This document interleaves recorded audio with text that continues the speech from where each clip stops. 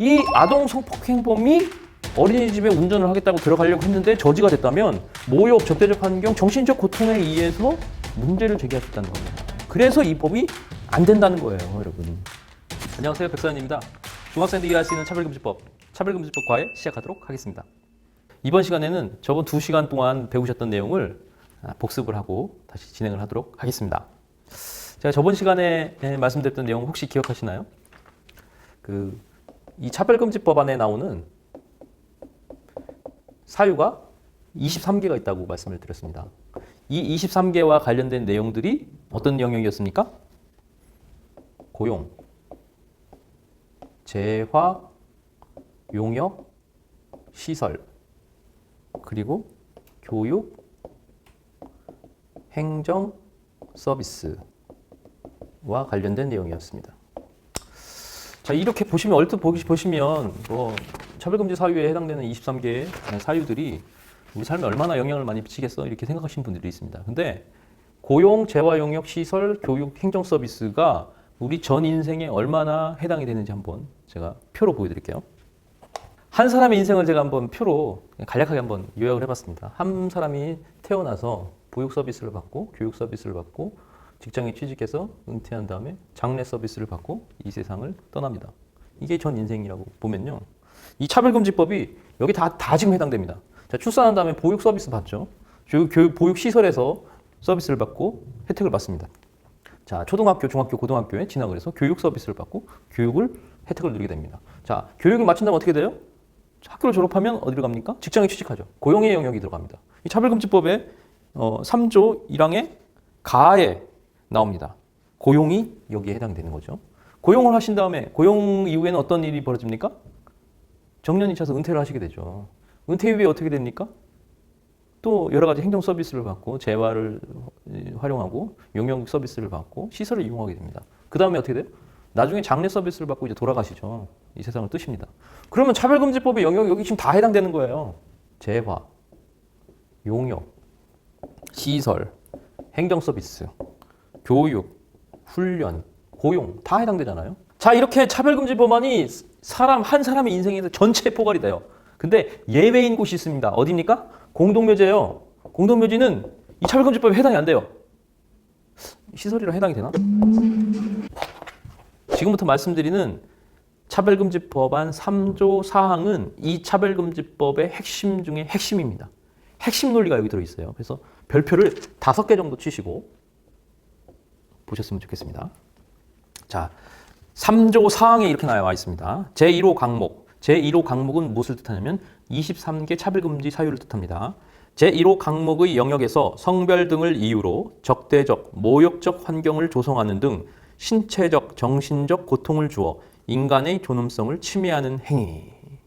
3조 4항에 들어있는 이 조항에 들어맞는다면 이것이 바로 차별이라는 겁니다. 그럴듯해 보입니다. 어때요? 적대적, 모욕적 환경을 조성하는 거. 이렇게 하면 안 되죠. 지성인이 적대적, 모욕적 환경을 일부러 고의적으로 조성하면 안 되죠. 또 그리고 타인에게 신체적, 정신적 고통을 주는 행위는 그리 바람직하지 않아요. 그런데 이 법안이 그럴듯한 용어 속에서 보호하려는 사람들이 있다는 거예요. 이게 바로 용어 전술인데요. 여기 나온 용어 몇 개만 보겠습니다. 적대, 모욕, 정신적 고통. 자, 적대적, 모욕적 환경 조성, 신체적, 정신적 고통이 얼마나 말장난인지 한번 제가 보여드리도록 할게요. 자, 우리 주유소 가보면요. 주유소 가면 주로 어떤 기름을 팔잖아요? 경유와 휘발유를 팝니다. 근데 경유와 휘발유만 파는 게 문제라고 하면서 공기름, 들기름, 참기름 업자가 우리도 똑같이 주유소를 운영할 수 있도록 해달라고 요구를 한다고 한번 칩시다. 그럼 보세요. 어떤 일이 벌어져요? 경유와 휘발유를 공급하는 공급자들은 공기름, 들기름, 참기름을 넣으면 자동차가 망가진다 이렇게 얘기를 합니다. 그럼 게 당연히 이치적으로 맞죠. 당연히 비판을 해야 되죠. 그렇게. 그런데 이 차별금지법에 이 내용을 적용한다면 콩기름, 들기름, 참기름 업자가 경유와 휘발유 업자가 주장하는 내용을 듣고 보니 야, 내 마음이 되게 모욕감을 느꼈어. 내가 적대감을 느꼈어. 내가 정신적인 고통을 받았어. 왜? 우리는 공기름, 들기름, 참기름도 얼마든지 차에 넣을 수 있다고 생각하는데 왜 경유와 휘발유만 차에 넣냐? 따질 수 있는 거 아니겠습니까?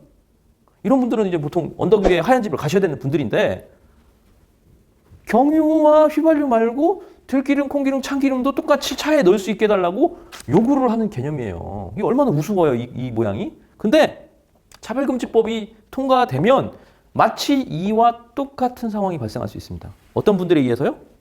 종북 세력이요. 신천지 신도요. 동성애자. 그리고 아동 성폭행범. 어떻게 적용이 됩니까? 종북 세력. 고종 내가 김일성, 김정도 따르는 주체 국민의 삶을 살고 있습니다. 하면서 이런 생각을 갖고 있는데 어느 누군가가 야, 너 종북이야. 너 이 사회를 전복시키려는 아주 위험한 생각을 갖고 있어. 비판했다고 하면 무슨 감정이 든다는 거예요? 모욕, 적대적, 정신적 고통이 들 수 있다는 거예요. 그럼 어떻게 돼요?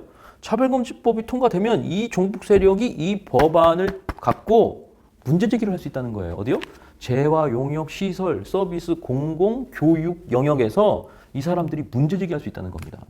이게 간단한 문제가 아니죠. 신천지 보겠습니다. 23개 차별금지 사유에 종교가 들어있습니다, 여러분. 우리 종교인이야. 신천지 코로나19 확산시킨 주범이라고 공격을 했더니 뭐예요? 우리 모욕감 느꼈어. 적대감 느꼈어. 정신적 고통 느꼈어. 문제 제기하면요, 여러분 똑같이 걸려들 수 있습니다. 자, 동성애자 볼까요?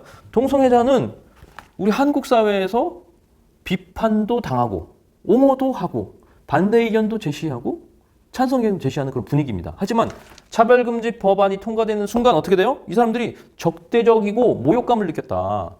그리고 정신적 고통을 당했다라고 문제제기하면 걸린다는 거예요. 문제는 이게.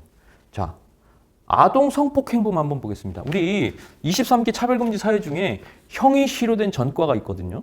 근데 이거 물론 이제 차별하면 안 되죠. 안 되는데 만약에 이 형이 실효된 아동 성폭행범이 어린이집 승합차를 몬다고 생각을 해보십시오. 여러분 무슨 생각이 들 것 같습니까? 저 같으면 문제제기 할 것 같아요. 그렇지 않겠습니까? 근데 이 아동 성폭행범이 차별금지법을 들고 들어가서 어린이집에 운전을 하겠다고 들어가려고 했는데 저지가 됐다면 모욕, 적대적 환경, 정신적 고통에 의해서 문제를 제기할 수 있다는 겁니다. 그래서 이 법이 안 된다는 거예요, 여러분.